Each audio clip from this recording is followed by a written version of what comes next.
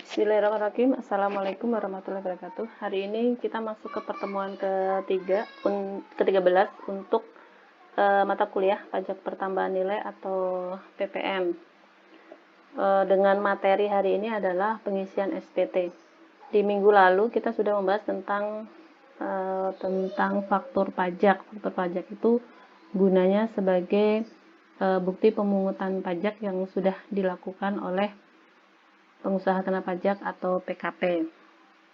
Setelah PKP membuat faktur pajak dan mendapatkan faktur pajak masukan dari penjual, maka pengusaha kena pajak atau PKP wajib melaporkan perhitungan PPN-nya untuk setiap bulan atau setiap masa. Di sini untuk dasar hukum pengisian SPT masa PPN 111 atau 1111 itu diatur dalam Dirjen Pajak nomor per 44 PJ garing 2020 JO yang telah diperbarui peraturan Dirjen Pajak per 11 PJ tahun 2013. Terus ada di lampiran keduanya di peraturan yang sama, peraturan Dirjen Pajak nomor per 11 PJ tahun 2013. Di sini untuk ketentuan umum pengisian SPT itu diatur dalam UU KUP, Ketentuan Umum Perpajakan nomor 16 tahun 2009. Hal-hal yang perlu diperhatikan oleh PKP atau pengusaha kena pajak dalam penyampaian SPT adalah sebagai berikut. Yang pertama, setiap PKP atau pengusaha kena pajak wajib mengisi dan menyampaikan SPT masa PPN dengan benar, lengkap, jelas, serta ditandatanganin. Yang kedua adalah SPT masa PPN ditandatanganin oleh pengusaha kena pajak atau orang yang diberi kuasa untuk menandatangani sepanjang dilampirkan dengan surat kuasa. Jadi nanti di SPT PPN itu harus ada satu orang yang diberikan wewenang oleh perusahaan untuk menandatangani SPT PPN tersebut. Bisa jadi direkturnya, pemilik, atau seseorang yang diberikan surat kuasa oleh pemilik perusahaan. Terus yang ketiga, PKP harus mengambil sendiri formulir SPT masa PPN ke KPP atau KP2KP atau dengan cara mengunduh atau mendownload melalui laman www.pajak.co.id. Tapi kalau untuk sekarang pelaporan SPT masa PPN itu tidak menggunakan formulir lagi, tapi menggunakan yang namanya web-based e-faktur. Nih, web e-faktur pajak.co.id. Terus untuk penyampaian yang keempat, untuk penyampaian SPT masa PPN dilakukan secara langsung ke KPP, tempat PKP dikukuhkan atau KP2KP atau tempat lain yang ditetapkan oleh Direktur Jenderal Pajak. Ini juga per Oktober kemarin sudah tidak berlaku lagi karena PKP atau pengusaha kena pajak itu harus memiliki web e-faktur yang pelaporannya itu secara online, jadi mirip-mirip kayak e-filing. Jadi kita nggak perlu lagi pakai SPT, tapi kita udah otomatis membuat dan melaporkan itu di satu web yang sama. Selanjutnya yang kelima, selain disampaikan secara langsung, SPT PPN juga dapat disampaikan melalui pos. Kalau ini juga udah nggak berlaku karena sekarang udah online, jadi tidak perlu. Tapi kalau untuk surat-surat yang lain itu bisa melalui pos ya. Jadi bukti kirim pos resi namanya ya, itu bisa dijadikan sebagai bukti penerimaan surat atau pengiriman surat. Terus yang keenam, setiap PKP dengan sengaja tidak menyampaikan SPT masa PPN atau menyampaikan SPT masa PPN dan atau keterangan yang isinya tidak benar atau tidak lengkap, sehingga dapat menimbulkan kerugian pada negara, dapat dipidana dengan pidana penjara paling lama 6 tahun dan denda paling banyak 4 kali jumlah pajak yang terutang atau tidak atau kurang dibayar. Jadi untuk pengusaha kena pajak itu harus melaporkan SPT PPN-nya dengan benar kalau tidak mau kena sanksi, denda atau pidana. Selanjutnya fungsi SPT masa PPN 1111. Dalam sistem self assessment system, yaitu wajib pajak atau PKP diberikan wewenang untuk mengisi sendiri, untuk menghitung sendiri, untuk menyetorkan dan melaporkan sendiri SPT PPN-nya, maka SPT masa PPN itu berfungsi sebagai sarana bagi pengusaha kena pajak untuk mempertanggungjawabkan perhitungan jumlah PPN dan PPNBM-nya yang terutang dan yang harus dilaporkan. Tentang yang pertama adalah jumlah pengkreditan pajak masukan terhadap pajak keluaran. Jadi pajak masukan itu harus benar dan bisa dipertanggungjawabkan. Karena beberapa oknum atau beberapa orang itu melakukan transaksi fiktif. Jadi kita sebutnya faktur pajaknya juga fiktif. Kalau faktur pajak fiktif berarti apa yang dilaporkan di dalam SPT itu tidak benar. Terus untuk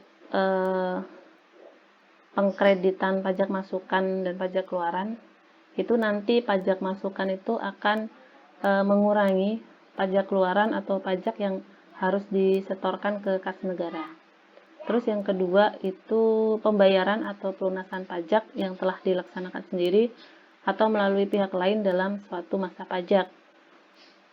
Kalau untuk pembayaran sendiri itu berarti dia dalam rangka melakukan pemungutan pajak sebagai penjual. Kalau pembayaran melalui pihak lain itu berarti dia sebagai pembayar pajak melalui adanya pembelian yang dipungut oleh pihak lain atau oleh pihak penjual dan pengusaha kena pajak mendapatkan pajak masukannya. Selanjutnya, pengusaha yang berstatus sebagai pemungut PPN juga diwajibkan melaporkan PPN yang telah dipungut dengan menggunakan formulir PPN untuk pemungut PPN. Terus ini adalah bentuk dan isi SPT masa PPN 1111. Terdiri dari ada induk dan lampiran. Ini untuk induk. Untuk induk itu ada sebenarnya yang induk itu ada 1 lembar. Terus lampirannya itu ada lampiran AB, ada lampiran A1, A2, A3 dan seterusnya. Ini di bawah ada. Nih, yang pertama itu ada SPT induknya. Itu ada kita sebutnya formulir 1111 ya. Itu ada SPT, nama formulir SPT masa PPN. Keterangannya ini untuk induk masa PPN. Terus yang kedua, ini ada lampiran B. Ini sebenarnya bukan lampiran B, tapi lampiran AB. Jadi 1111 AB. Atau kita sebutnya lampiran AB. Di sini itu tentang rekapitulasi untuk penyerahan dan perolehan. Isinya adalah lampiran SPT masa PPN dengan subinduk SPT PPN membuat keterangan rekapitulasi untuk penyerahan dan perolehan dan PM yang bisa dikreditkan. Jadi di lampiran ini itu kayak rekapan dari seluruh isi dari SPT-nya. Jadi ada transaksi dari impor berapa, ekspor berapa, pajak masukan yang bisa dikreditkan berapa, pajak masukan yang tidak bisa dikreditkan berapa, terus kalau ada kompensasi dari masa kemarin itu berapa, ada di rekapitulasi penyerahan dan perolehan. Selanjutnya lampiran A1. Lampiran A1 itu untuk daftar ekspor barang kena pajak berwujud, barang kena pajak tidak berwujud, dan atau jasa kena pajak berwujud. Jasa kena pajak. Di sini isiannya adalah untuk lampiran SPT masa PPN, untuk melaporkan pemberitahuan ekspor barang dan pemberitahuan ekspor jasa kena pajak atau barang kena pajak tidak berwujud. Selanjutnya yang lampiran A2 ini daftar pajak keluaran atas penyerahan dalam negeri dengan faktur pajak. Jadi ini transaksi-transaksi yang dilakukan di dalam negeri. Kalau Indonesia berarti penjualan di Indonesia, penjualan lokal. Ini isinya adalah lampiran SPT ini untuk melaporkan faktur pajak selain faktur pajak yang menurut ketentuan diperkenankan untuk tidak dicantumkan identitas pembeli serta nama dan tanda tangan yang diterbitkan. Ini maksudnya adalah faktur pajak sederhana. Jadi faktur pajak selain faktur pajak sederhana. Terus untuk yang nota retur atau pembatalan yang diterima itu juga nanti masuknya ke dalam A2. Selanjutnya ada B1. Tadi kan ada induk 1111, terus ada AB, terus ada A1, A2 sama B1. Oke, di B1 ini adalah daftar pajak masukan yang dapat dikreditkan atas impor barang kena pajak dan pemanfaatan jasa kena pajak tidak berwujud atau jasa kena pajak dari luar daerah pabean. Berarti kalau dari luar daerah pabean itu jatuhnya adalah impor. Jadi dari luar negeri masuk ke Indonesia atau dalam daerah pabean. Lampiran ini adalah untuk melaporkan SPT masa PPN untuk pemberitahuan impor barang, PIB ya, pemberitahuan impor barang sama impor barang kena pajak atau SSP atas pemanfaatan barang kena pajak tidak berwujud dari luar daerah pabean, Intinya adalah ini ada impor untuk melaporkan transaksi impor baik barang kena pajak, jasa kena pajak maupun barang kena pajak tidak berwujud. Selanjutnya ada B2, tadi ada B1, B2. Daftar PN yang dapat dikreditkan atas perolehan barang kena pajak dalam negeri. Kalau tadi PM luar negeri atau PM atas impor, kalau ini PM atas perolehan dalam negeri. Di lampiran ini untuk melaporkan FP yang dapat dikreditkan, jadi FP-nya di sini adalah faktur pajak masukan yang dapat dikreditkan atau diterima. Terus ada nota retur, pembatalan atas pembelian. Terus ada B3. Di B3 ini untuk daftar pajak masukan yang tidak dapat dikreditkan. Ini yang kemarin kita bahas pakai kode 07 sama kode 08. Jadi pajak masukan yang tidak dapat dikreditkan. Kan kemarin kita bahas tuh yang kalau mendapatkan fasilitas ada dua. Ada yang dibebaskan sama ada yang tidak dipungut. Nah, nanti kalau ada atau kita dapat transaksi pajak masukan yang mendapatkan fasilitas, maka ditaruhnya di sini. Paham? Ingat kode transaksinya untuk yang fasilitas. Ini lampiran ini untuk melaporkan tentang faktur pajak yang tidak dikreditkan atau yang mendapatkan fasilitas, sama nota retur kalau dia ada pembatalan atas pembeliannya. Oke, jadi untuk SPT masa PPN itu ada berapa lampiran tadi. Yang pertama kan ada SPT induk 11. Terus yang kedua ada lampiran AB. Terus yang ketiga ada lampiran A1. Terus ada lampiran A2.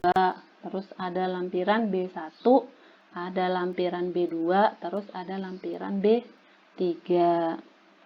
Tadi yang 11-11 itu untuk SPT induk.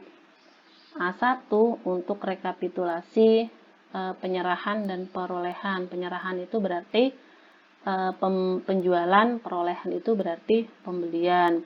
Terus A1 itu untuk ekspor.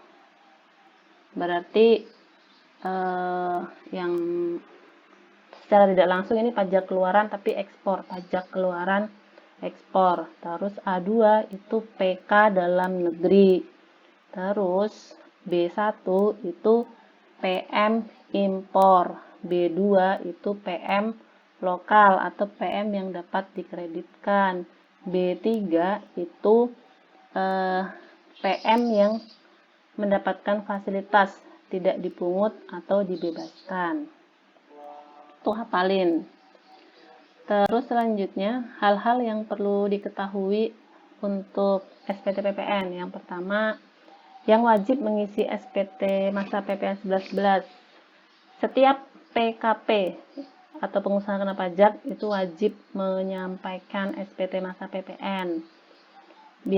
Kecuali PKP yang menggunakan pedoman penghitungan PM sebagaimana dimaksud dalam UU PPN pasal 9. Khusus bagi PKP yang penghasilan PKP-nya yang tergolong mewah itu ada di peraturan pemerintah. Terus ini biarpun nihil atau dalam satu masa itu tidak ada transaksi pembelian maupun penjualan, maka pengusaha kena pajak itu wajib menyampaikan atau melaporkan SPT PPN. Jadi harus lapor nihil.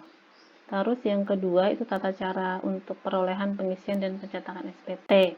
Kalau sekarang versinya udah nggak di sini lagi, tapi pakainya itu yang model kayak gini nih, e-faktur web e-faktur.pajak.co.id. Coba kalian nanti cari linknya itu. Terus selanjutnya ini semua udah nggak berlaku ini sebenarnya. Ya, untuk nomor seri dan sebagainya nanti udah otomatis dari e-faktur. Jadi pada saat kalian nginput e-faktur itu otomatis sudah ke link ke web e-faktur tadi. Terus ini kalian baca-baca sendiri aja. Nah, ini yang ketiga untuk batas waktu. Batas waktu penyetoran PPN dan PPNBM dan batas waktu tempat pelaporan. Nih, batas waktu penyetoran PPN dan PPNBM adalah satu masa harus disetor paling lambat akhir bulan berikutnya setelah berakhirnya masa pajak dan sebelum SPT disampaikan. Dalam hal tanggal jatuh tempo penyetoran bertepatan dengan hari libur, termasuk hari libur Sabtu atau hari libur nasional, penyetoran dapat dilakukan pada hari kerja berikutnya. Jadi kalau yang pertama ini adalah batas waktunya adalah akhir bulan berikutnya. Kalau masa pajaknya adalah Desember, berarti batas pelaporannya adalah akhir Januari tahun 2021. Kalau masa pajaknya itu November, berarti batasnya adalah akhir Desember 2020. Terus kalau yang kedua ini yang penyetoran jatuh pada hari libur, maksudnya adalah kayak kemarin tuh tanggal 9. Contohnya aja liburnya itu tanggal 10. Tanggal 10 itu kan batas pelaporan untuk penyetoran untuk PPh massa. Nah, kalau sama tanggal 10 itu jatuh pada tanggal merah, berarti kita boleh melakukan penyetoran pada hari tanggal 11-nya, jadi hari Jumatnya, dan tidak dianggap tanggal 11-nya. Jadi kalau contohnya tanggal 10-nya itu hari libur. Tanggal 10 itu kan batas penyetoran untuk massa, kecuali PPN, massa tadi kecuali PPN. Maka tanggal 11 kita boleh menyetorkan tanpa kena denda atau tidak dianggap telat. Terus selanjutnya yang ke C, untuk pelaporan sekarang online, jadi ini udah nggak berlaku. Ini nggak berlaku. E-filing juga sekarang PPN sudah tidak bisa menggunakan sistem e-filing lagi. Oke, ini adalah untuk hal-hal yang perlu diketahui untuk pelaporannya. Ini juga udah nggak berlaku lagi, jadi nggak ibu bahas. Nah, mungkin ini aja ya. Ini untuk pengisian SPT masa PPN. Jadi di sini kan tadi ada induk SPT.